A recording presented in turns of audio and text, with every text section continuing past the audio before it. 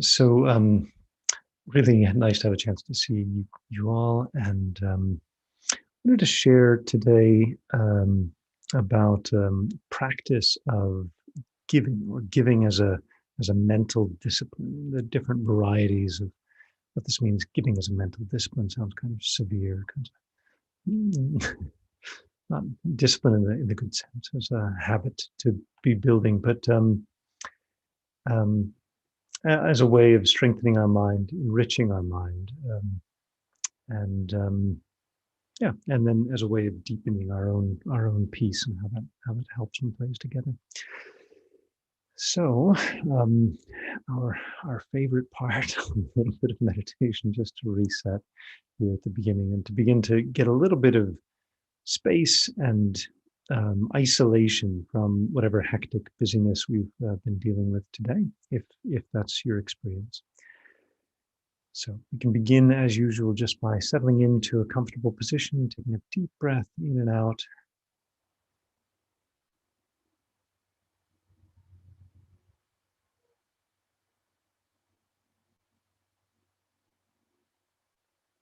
and then another breath in and out, just inviting ourselves to relax.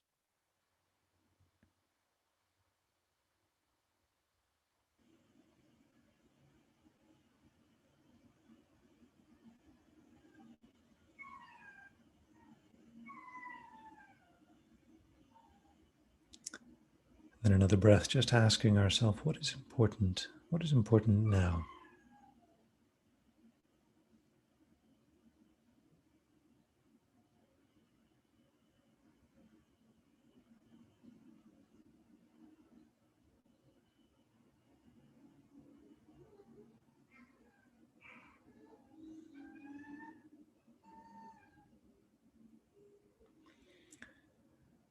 So when we ask ourselves, what is important now, we're clarifying, consciously assessing our priorities. What is most valuable, most important for us at this particular time?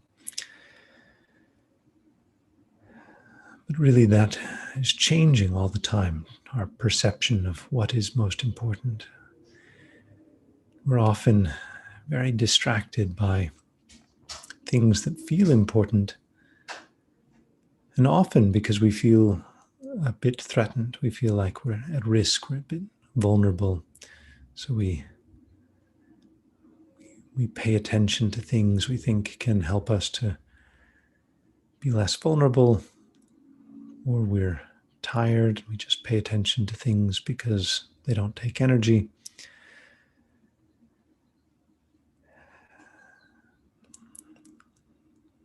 But oftentimes our attention is gathered up in a lot of worries, or it's scattered and distracted. So we can reclaim our attention. And for example, perhaps for us, what is important now is inner peace, the sense of peace. Cultivating, building this. It's at least one of the important things for us.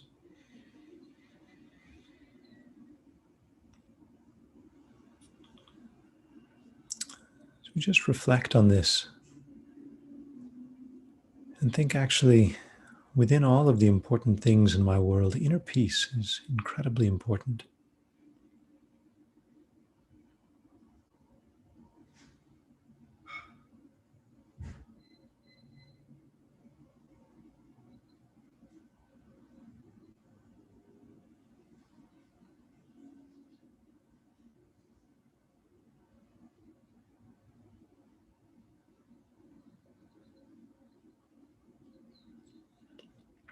A sense of well-being is incredibly important.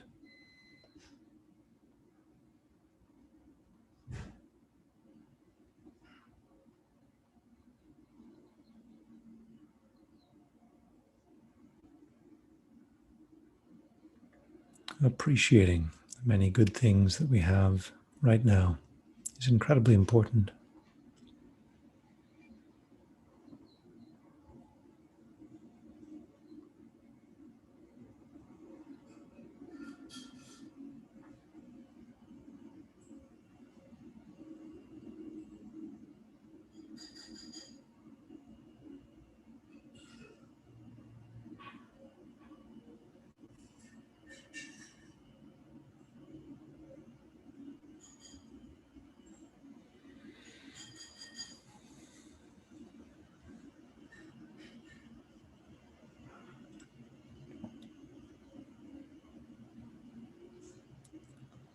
One of the one of our part of our good fortune right now is being alive, having a body, a breath that is still sustaining us.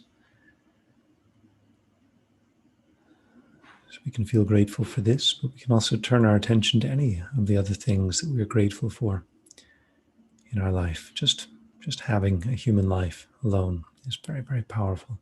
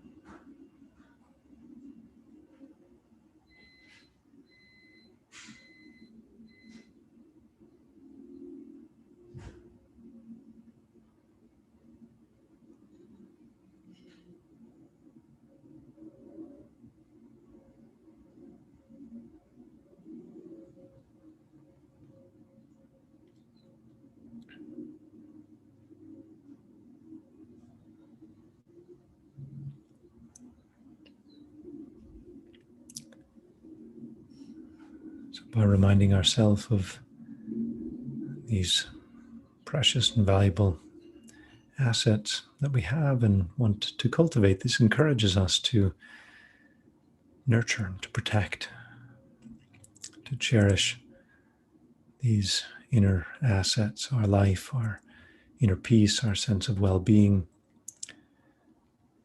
and perhaps most importantly, our inner good qualities, our virtuous good qualities. We can think of these as like jewels inside of our mind. A jewel is just a rock. Someone who doesn't know better might not appreciate its value. But we can recognize that qualities like generosity, patience, discipline, joy, that these are inner jewels.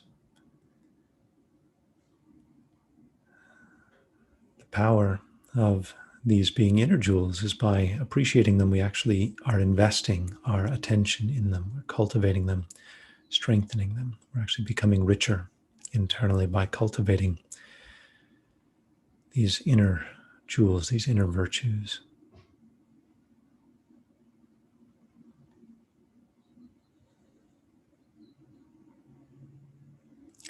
Our concentration is an inner jewel. Our wisdom is an inner jewel. Our ability to listen to others sincerely with an open heart is an inner jewel. Our sense of what is right and wrong, beneficial and harmful, all of these are inner jewels.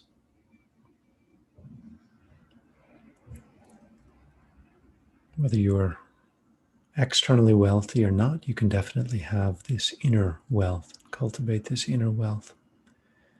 It is the most important wealth.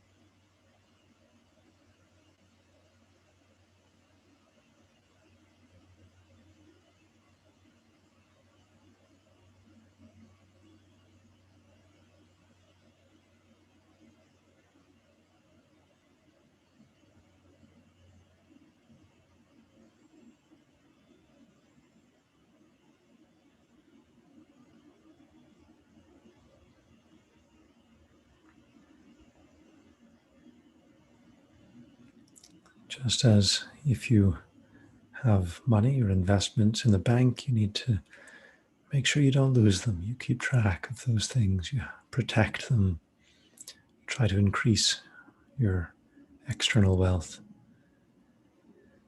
So we need to cultivate and try to increase our internal wealth, investing heavily, investing as much as we possibly can in building these internal good qualities. We want to die wealthy. We want to die fabulously, ridiculously, filthy, rich in terms of inner virtue.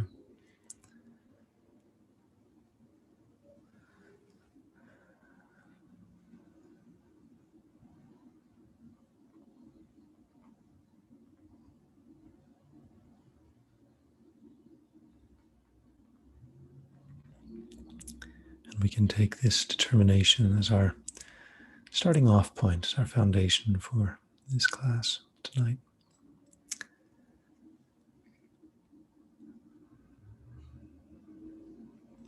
And then we can open our eyes and rise from our meditation.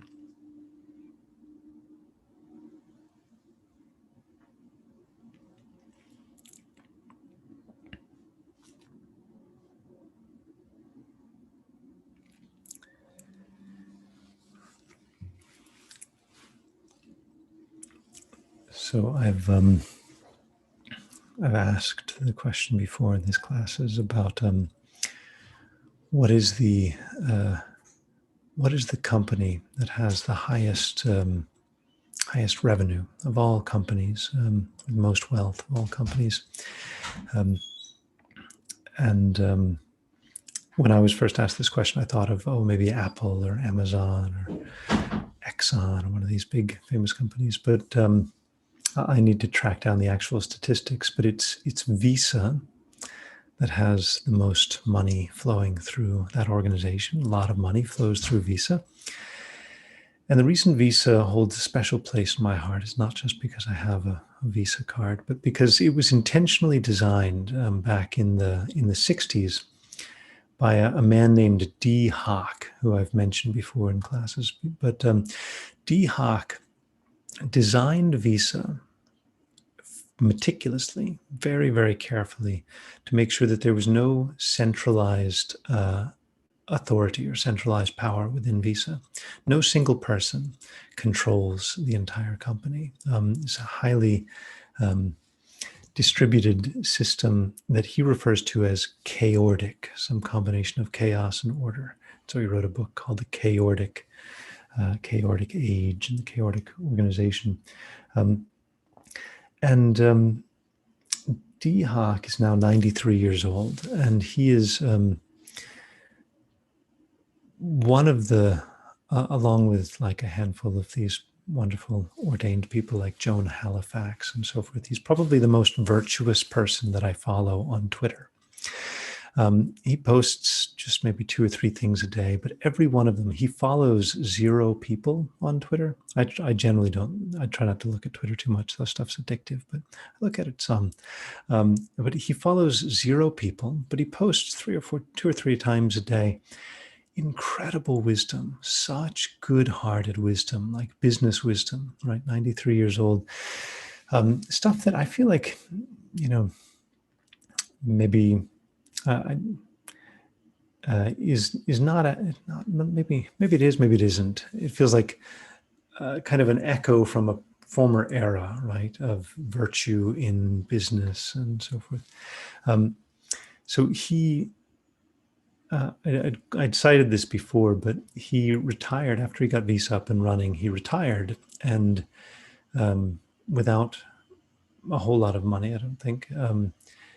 Except he ran a farm for 10 years. He just worked a farm of his own, sort of maintaining it. And then he came out of his semi-retirement and gave a talk and said that his biggest accomplishment was managing to keep these 3 raging beasts of what was it?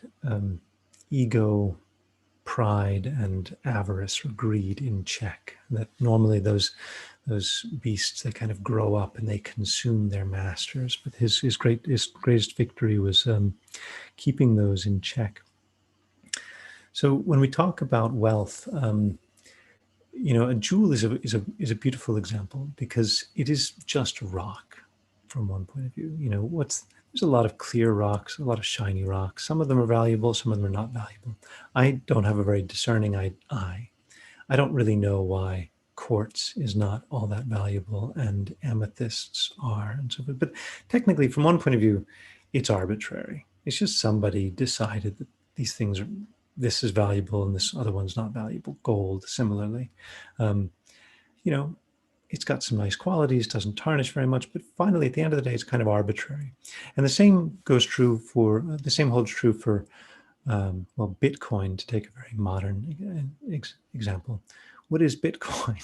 It's just some, cryptographic signature, just a bunch of data. But somebody has decided that each Bitcoin has some incredible value. Dollars, all of these things, the value is quite arbitrary. And so we invest value in things by appreciating them. It is a subjective characteristic, but it's not just an individual thing, it's a collective thing. So we collectively imbue certain things with value. But when I was a child, I would collect these little sticks that I thought were beautifully shaped, or little rocks or a feather. And I had this little shrine on my bedroom dresser, things that I had collected that I thought were very valuable, really cool looking stone. Didn't have any value for my parents, but so what is value? Value finally is something that brings you benefit, something that you can, for example, exchange for something else that you need, like food. So that's the use of money. It enables us to trade and exchange, and it has a utility for us, has a usefulness for us. And so money certainly has a value from that point of view. Food has a value, sustains our life, and so forth. But there's nothing at the end of the day that has more value than those things that sustain our inner sense of well-being, our inner sense of peace, and our happiness. So if you do nothing throughout your life but collect things that, or accumulate things that enrich you internally, bring a sense of well-being, sense of peace, sense of happiness, you will die a wealthy person because these things bring inner wealth. So there are these tendencies within our mind, for example, that, as I described it previously in a class, they help us to restore this inner equilibrium.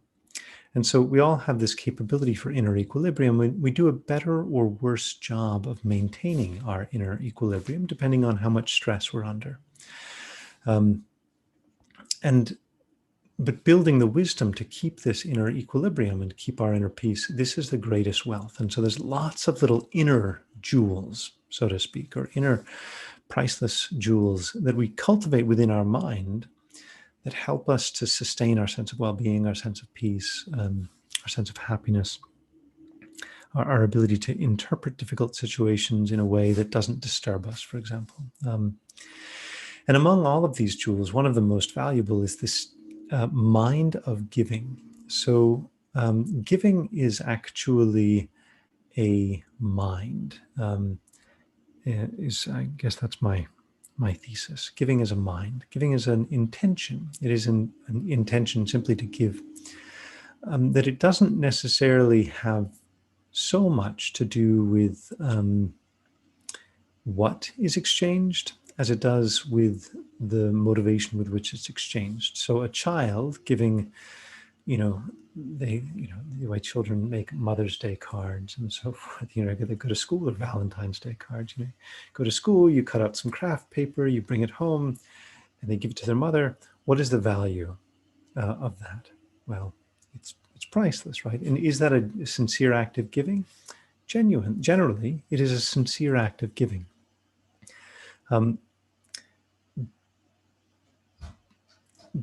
When people give just to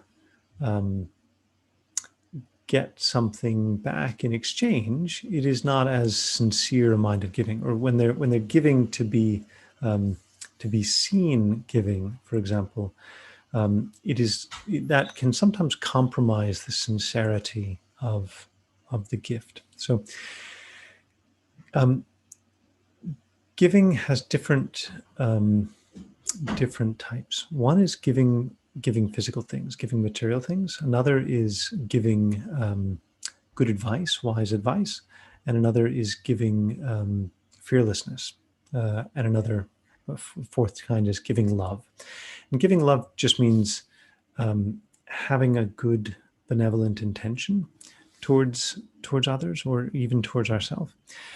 Giving fearlessness means doing something to reduce the fear of another person, or having the intention to ease the fear of another person, even when if a child comes up and consoles you, if you're, or an animal comes up and consoles you if you're upset. That's a kind of giving fearlessness. Then giving good advice is, it's technically what I'm trying to do here, but something that you also do in many different ways in your life. And then giving material things could mean anything, right? Could mean money to charity, of course. It could mean just giving your own skills, knowledge to help other people in their work.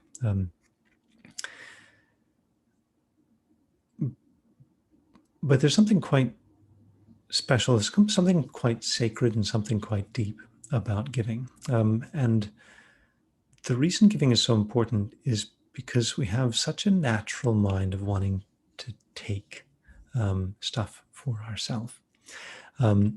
It's a little bit like, at least the traditional analogy is in a forest where they have these like banyan trees that sort of drop shoots, and vines that sort of stretch from tree to tree across the forest. Our mind tends to reach out and try to acquire things naturally. And we tend to, the arc of our life generally is we spend as much of our life as possible acquiring stuff, acquiring skills, acquiring resources, acquiring friends, acquiring experiences, and so forth. And then involuntarily, as our life draws to a close, we have to give all of those things up. So we lose things. Eventually, all of the things that we have acquired, we will lose in this life.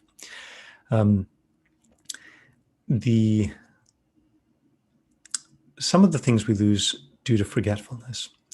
So I have lost an enormous amount of knowledge, probably much more than I've gained, that I've held on to. I've lost a lot of knowledge, and the problem tends to accelerate at some points. But we lose friends, we lose all kinds of things. But we're always trying to acquire. Now, one of the ways that this manifests in an invisible way is in our social interactions with other people.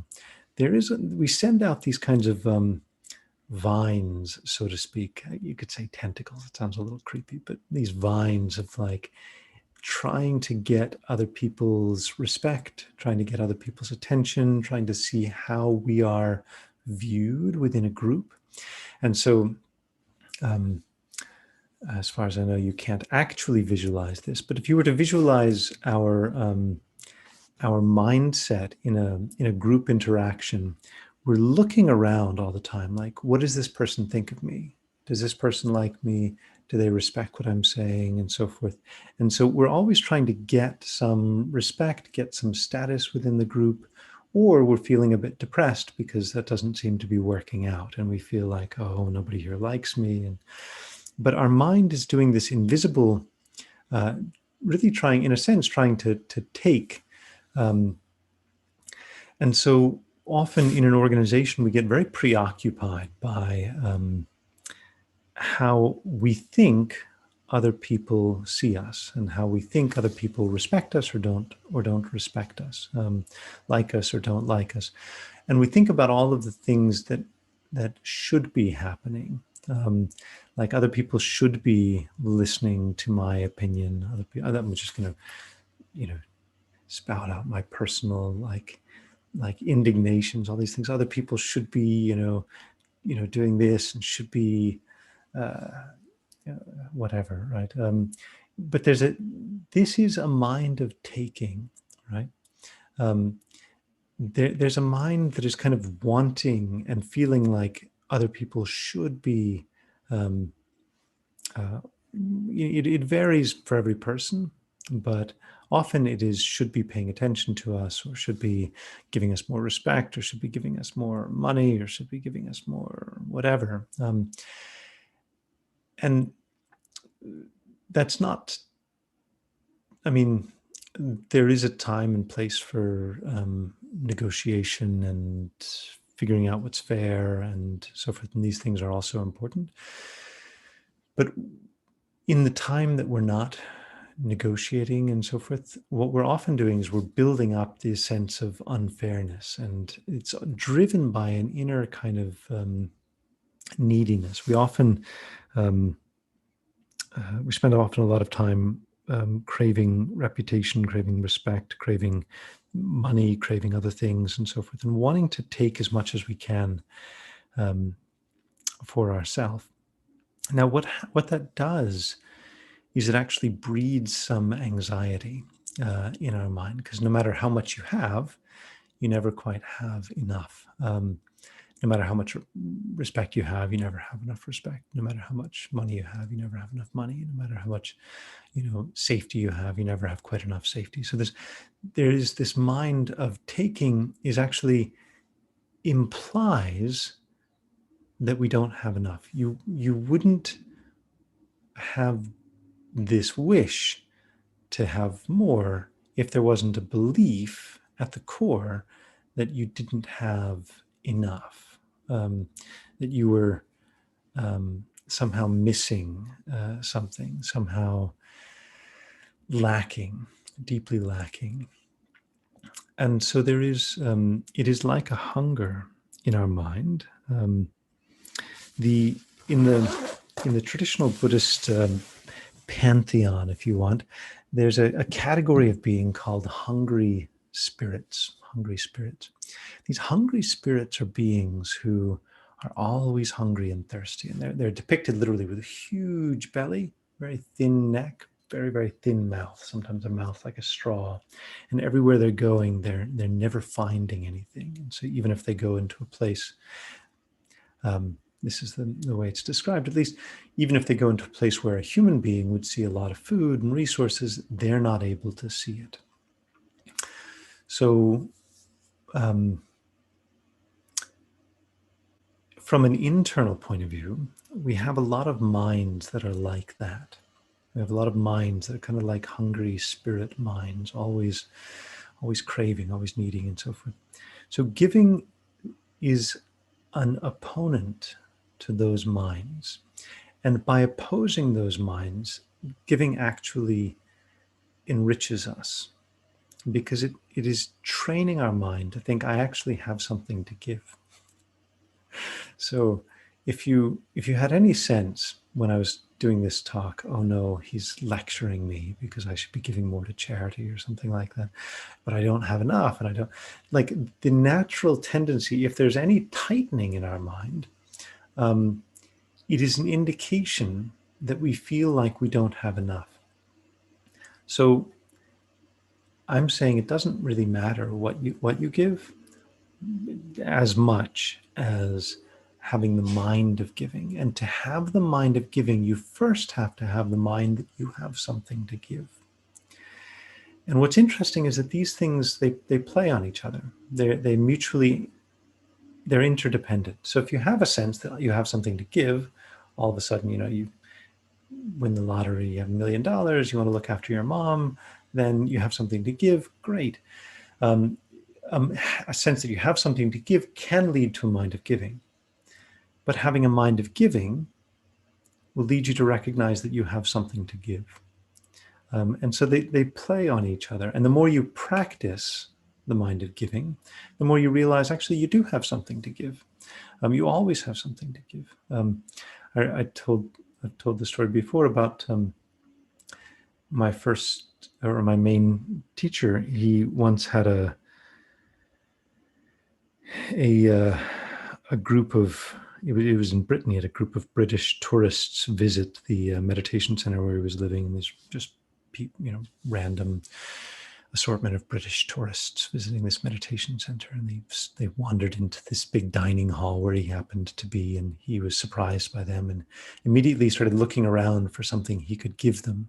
This is some Tibetan monk, meditation master. Looking around, he sees a roll of pencils wrapped with a rubber band, and he's like, okay. He just grabs the pencils and he goes to these people and he gives everybody a pencil. Quite a strange little ritual. I'm sure those tourists thought so as well. Right. Okay. Pencil. Thank you. Thank you very much. Well, what he was doing, he was just expressing that he had a wish to give, even at the expense of knowing it was somewhat awkward, right? Or I suspect he knew it was somewhat awkward gesture, but just indicating his sincerity. So if you just think about your sphere, your social circle, the people that you interact with, first of all, we want to think about what do we give already? Because sometimes we can not fully appreciate how much we're already giving. And so it can be an incredible practice to just, it's called rejoicing, to just look at what you're already giving and just think, that is really, really a good thing that I'm doing. I'm so happy I'm doing that. And just that alone, just really appreciating how much you're already giving, will nurture that wish to continue giving, or maybe give more, or maybe give differently. So the practice of giving is not about impoverishing yourself or exhausting yourself or embarrassing yourself by giving pencils to random strangers. The practice is about training in this mindset. Just I guess to give one suggestion for a practice. So there's a charity that my wife and I have been supporting for a number of years, and I, out of laziness and pragmatism, just put it on auto debit. So it just, okay, set it up, done. My wife has a charity that she started supporting in the last couple of months, and she's like, no. I want to do it myself manually every time. Why? So that she thinks about it and can do it together with a good intention and kind of think, okay, with a wish, sending it out sort of with a wish, may, this organization thrive, and I'm doing this with a good motivation, not with a sense of self-importance. And this is where it can be a little bit slippery, right? Not with a sense of self-importance, not with a sense that you want the organization to respect you, because it's tricky. All of those minds tend to creep in, even when you're giving, right? There's this mind thinking, I'm a really generous person, right? Like, I hope these people recognize how generous I am. Everybody will like me if they know how generous I am. So these minds can kind of creep in. But what we really want to do is just encourage ourselves with this mind of giving. And here for the meditation, which we'll finish with in just a minute, is really, it's just appreciating what a jewel the mind of giving is, rejoicing in how much we're already giving.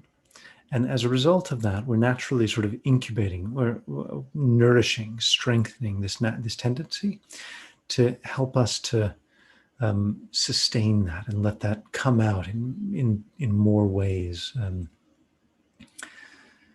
At the end of the day, I mean, even if you're getting paid to do something, it's still you can still frame it as an act of generosity. Even if two people are in like a financial relationship, you can still think both of them are practicing generosity. One is giving a product or a service, the other is giving money. You can even reframe a commercial transaction. And you can certainly reframe, for example, our jobs at work. Like we get paid to do something, but at the same time, we need to still cultivate this mind of generosity, trying to bring as much value as we can to everyone that we're interacting with. And that really depends. It comes down finally to our intention. Are we just trying to collect a paycheck, or are we actually trying to help? And there's a huge difference mentally between those two. Okay, so why don't we take a few minutes just to reflect on this, nourishing this mind of generosity in our own hearts. Again, deep breath in and out, reset a little bit, bring our attention back to our body.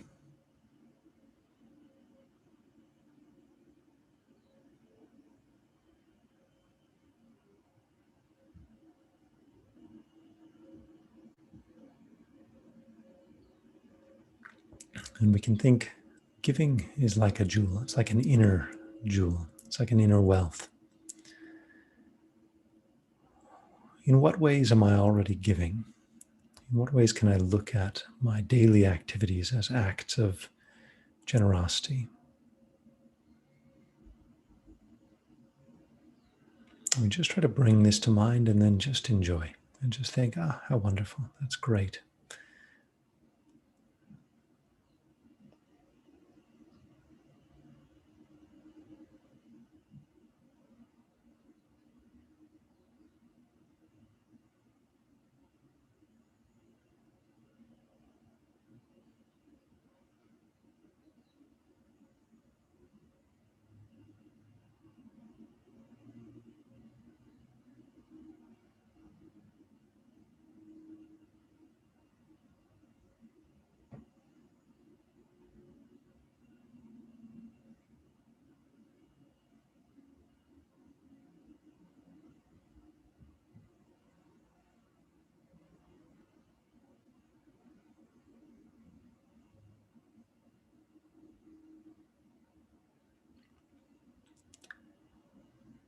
Are there situations in which we give our time to others?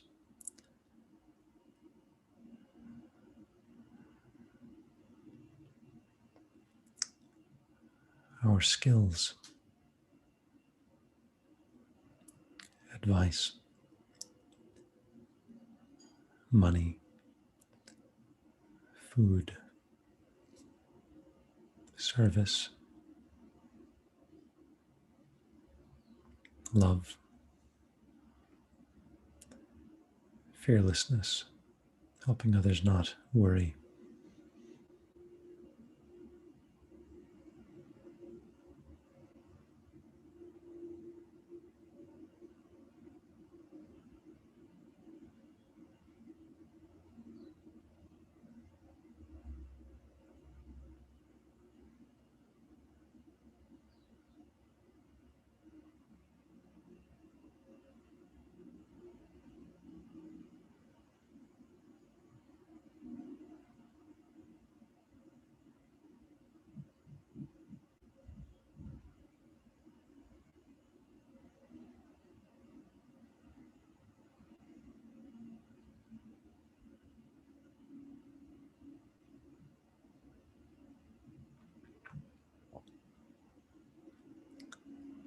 Every time we act with the intention to give, to practice generosity, we are strengthening this inner jewel of giving. We are investing in it, multiplying it.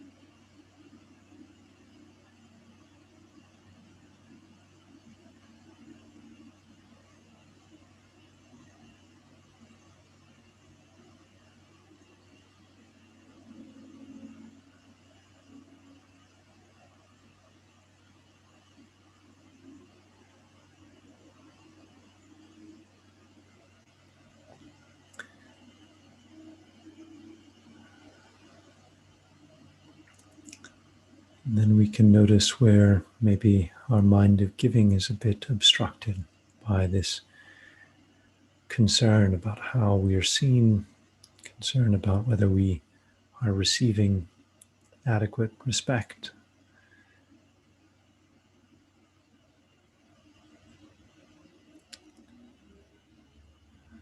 And we can think we don't need to be distracted by concerns and a sense of lack.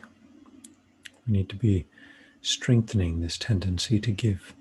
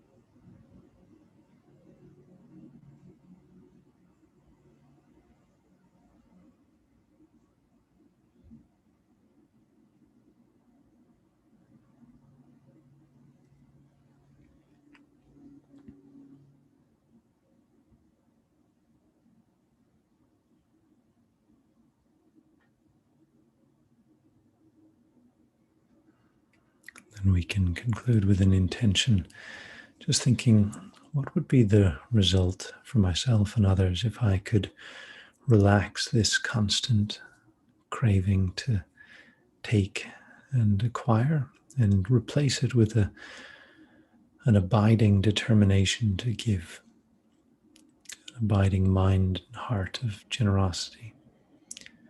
What kind of good results could unfold for myself and others?